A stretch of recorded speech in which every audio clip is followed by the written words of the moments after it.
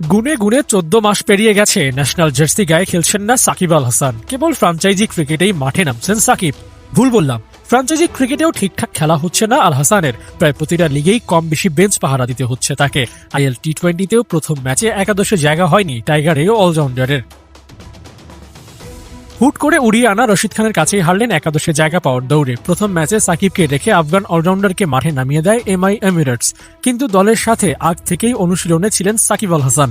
ম্যাচের আগে এসে দলে যোগ দিয়ে খেলতে নেমে রশিদ খান 3 ওভার বল করেছেন, দিয়েছেন 44 রান। ছিলেন উইকেটলেস, ব্যাট হাতেও প্রত্যাশা মাফিক পারফর্ম করতে পারেননি। তাই নেক্সট ম্যাচে এমআই নতুন কাউকে ট্রাই করতে চাইলে সাকিব আল হাসান হতে পারেন বেটার অপশন। কারণ দলে স্পিন অলরাউন্ডার আছেই মোটে 3 জন, তার মধ্যে সাকিব রশিদই বড় নাম। রশিদ খান না খেললে সাকিবই হতে পারেন ফার্স্ট চয়েস।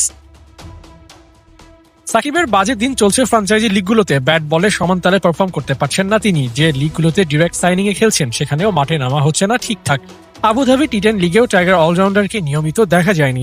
ধীরে ধীরে সাকিব যেন মাঠ থেকেই সরে যাচ্ছেন, কমে যাচ্ছে তার প্রতি দলের আস্থা। সেকেন্ড চয়েস হয়ে থাকছেন সাকিব। এভাবে আর কতদিনই বা ক্রিকেট খেলবেন?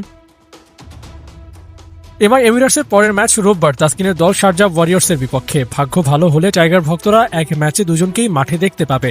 আইএলএ তাসকিনেরও মাঠে নামা হয়নি এখন পর্যন্ত। দেখা যাক সাকিব তাসকিন একই দিনে আরও একবার মাঠে নামেন কিনা।